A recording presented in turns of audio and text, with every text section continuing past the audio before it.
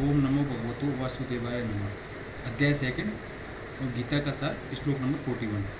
व्यवसायत्मा बुद्धि रेह के कुरुनंदन बहुशाखा भांतश्च बुद्धयो व्यवसाय नाम। जो इस मार्ग पर चलते हैं वे प्रयोजन में दृढ़ रहते हैं और उनका लक्ष्य भी एक होता है। हे कुरुनंदन, जो दृढ़ प्रतिज्ञ नहीं है उनकी बुद्धि अनेक शाखाओं में विविध रहती है।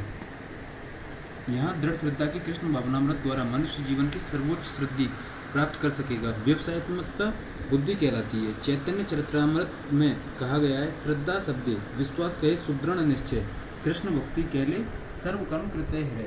श्रद्धा का अर्थ है किसी अलौकिक वस्तु में अटूट विश्वास। जब कोई कृष्ण भावनामृत में कार्यों में लगा रहता है तो उसे परिवार, मानवता या राष्ट्रीयता से बनकर कार्य करने की आवश्यकता नहीं होती। पूर्व में किए गए शुभ अशुभ कर्मों के फल ही उसे सकाम कर्मों में लगाते हैं। जब कोई कृष्ण भावनामृत में संलग्न हो उसे अपने कार्यों के शुभ फल के लिए प्रयत्नशील नहीं रहना चाहिए। जब कोई कृष्ण भावनामृत में लीन होता है तो उसको सारे कार्य आध्यात्मिक धरातल पर होते हैं, क्योंकि उनमें अच्छे तथा बुरे का द्वैत नहीं रह जाता। कृष्ण भावनामृत की सर्वोच्च सिद्धि देहात्म बुद्धि का त्याग है। कृष्ण भावनामृत की प्रगति के साथ क्रमशः या अव्यवस्था स्वतः प्राप्त हो जाती है। कृष्ण भावना भावित व्यक्ति का दृढ़ निश्चय ज्ञान पर आधारित है।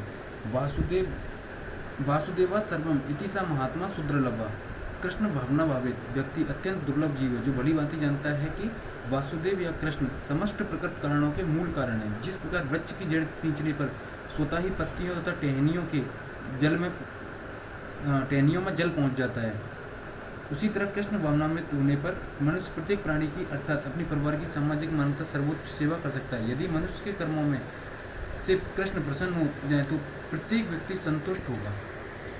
किंतु कृष्ण भावनामृत में सेवा गुरु के समर्थ निर्देशन में ही ठीक से हो पाती है, क्योंकि गुरु कृष्ण का परिणामिक प्रतिनिधि होता है, जो शिष्य के स्वभाव से परिचित होता है और उसे कृष्ण भावनामृत की दिशा में कार्य करने के लिए मार्ग दिखा सकता है।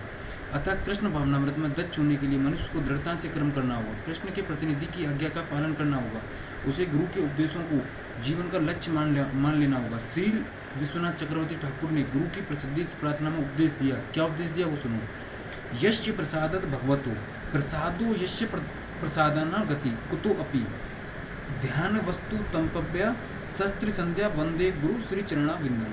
गुरु की दृष्टि से ही भगवान भी प्रसन्न होते हैं। गुरु को प्रसन्न किए बिना कृष्ण भावनामृत के स्तर पर पहुंच पाने की कोई संभावना नहीं रहती। अतः मुझे उनका चिंतन करना चाहिए, दिन में 3 बार उनकी कृपा से याचना करनी चाहिए और उनके अपने गुरु को सादर नमस्कार करना चाहिए। किंतु यहाँ संपूर्ण पद्धति देहात्म बुद्धि से परे सैद्धांतिक रूप में नहीं वरन व्यवहारिक रूप में पूर्ण आत्मज्ञान पर निर्भर है। जब सकाम कार्यों से इंद्र तृप्ति की कोई संभावना नहीं रहती, जिसका मन दृढ़ नहीं है वही सकाम कार्यों की ओर आकर्षित होता है। अब देखो इसमें समझाया क्या गया है। इसमें सबसे मेन चीज़ तो ये है कि जो व्यक्ति कृष्ण भावनामृत में लीन होगा ना, उसको ये सारी चीज़ें आध्यात्मिक जो चीज़ें हैं वो अपने आप भाने लग जाएंगी। और ये बीमारी और भी कई ऐसी चीज़ें, उनसे इन चीज़ों को कोई लेन देन नहीं है। परिवार भी उसका सुखी रहेगा। अब इस कृष्ण भावनामृत में लीन होने के लिए अपन को करना क्या पड़ेगा।